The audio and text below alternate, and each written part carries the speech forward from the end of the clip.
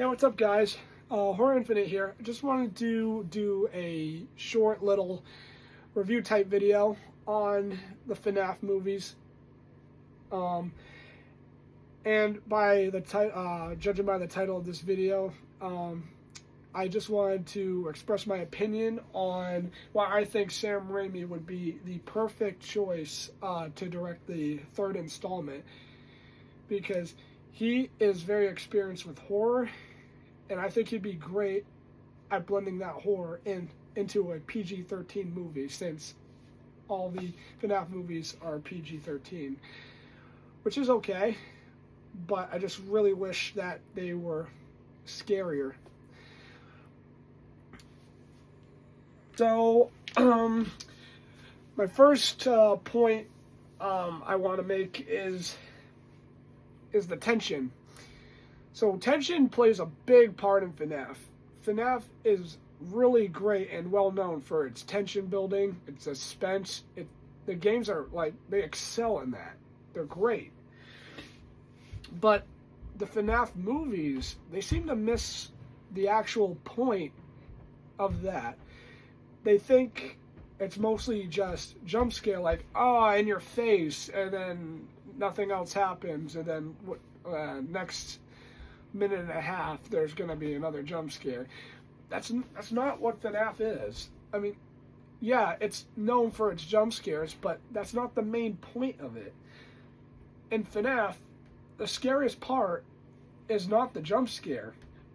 It's the tension leading to the jump scare, which is why especially the first game, it's perfect. It's like you feel that dread, that suspense as you're waiting for the animatronics to come to you. You're watching through the cameras, watching them, seeing where they're going, and it's like you're waiting for your inevitable doom. And as you're watching the power go down, you're thinking, there's no way I'm surviving this. And I like to point out, especially when the animatronic gets in the room, you can't click the door. It won't let you. That's signifying that you basically screwed yourself. Got no other options. You either flip the camera and let the animatronic scare you, or you just don't flip it and wait for Foxy to run in and finish the job, or Freddy. But yeah, that's the scariest part. It's just the knowing what's gonna happen. Like you know what's about to happen, but you just feel hopeless. You can't do anything about it, and that's where the FNAF movies fall flat. It's mostly just a flashy or a loud sound jump scare that I'll be honest, made me jump a couple times. That's because I just don't like loud noises that much, but there's just no suspense leading up to it. Like most of the jump scares, even though I jump, I can still see coming, especially since a lot of them are in the trailer. But that's where I want to make this point. So I think Sam Raimi would be perfect for the third movie, if they ever did get him, because he is a master of tension and suspense building. And I want to point out, if you've seen Spider-Man 2, which I think is one of his best works, he made a really good scene that stuck with me. It was the scene where the doctors are operating on Doc Ock's tentacles, and you see, it's a dark room. It's a dark medical room, barely any lights, and then you see the tentacle in the reflection of the doctor's goggles come to life, ready to attack, and you're like, oh god, what's gonna happen? Is Doc Ock gonna wake up? No. All hell breaks loose. Doc Ock is still asleep, and all of his tentacles are just thrashing, attacking, and presumably killing all these doctors. And you're just sitting there like, oh Jesus Christ! But it's just like completely bonkers, and it feels like you're watching something more violent and graphic than you really are, because there's no blood, there's no gore. It's just a bunch of metal arms thrashing and attacking killing doctors off screen, but you're seeing doctors being dragged into the darkness. You're seeing the tentacles pick up chainsaws, medical chainsaws, and getting ready to cut them. You cut to their POV and see how terrified these doctors are of what's about to happen to them. And when I watched it, I'm like, holy crap, isn't this like a family superhero movie? I'm watching Spider-Man. And the fact that he was able to make a scene like a very scary and unnerving scene inside of a family superhero PG-13 film about Spider-Man is insane. Even more so because that scene scared me more than the entire length of both FNAF films, which honestly doesn't make any sense. So, and it just proved that if Sam Raimi can make a horror-like sequence of events occur in a PG-13 family film about superheroes, then he can obviously make a PG-13 FNAF 3 film and make it wicked. He can make it wicked scary without sugarcoating it like the first two have done. Now, granted, I will appreciate that FNAF 2 did push the boundaries of the first film and made it scarier. But most of the scares were from the puppet. Everything else kind of fell flat. I wasn't really that scared. But yeah, I think he's an expert at tension building. So, leading on to my second point. So, atmosphere. Atmosphere plays a crucial part of the FNAF games. And the FNAF movies, the atmosphere is kind of weird sometimes. I mean, sometimes, the atmosphere is great in the pizzeria settings. Like, you feel like you're watching like when Mike is exploring the abandoned pizzeria, you feel like a sort of sense of nostalgia in a way,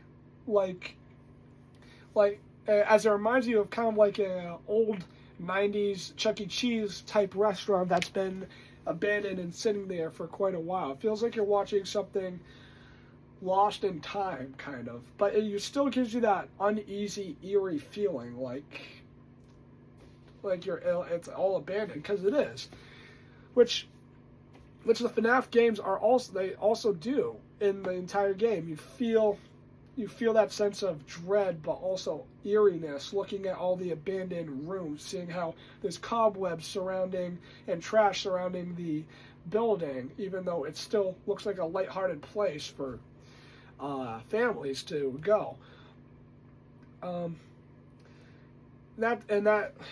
But a lot of times in the FNAF movies, most of the atmosphere is basically just in that one location.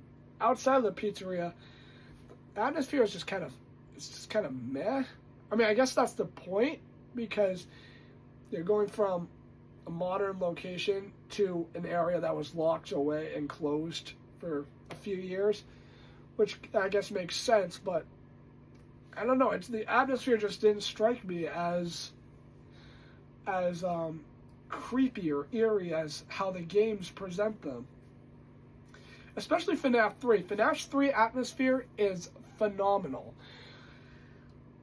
In the office, there's wires just hanging down, there's a bunch of webs, and there's trash and junk from older locations just placed in there, and that brings back to the nostalgia feeling, because FNAF 3 takes place in Fazbear Frights.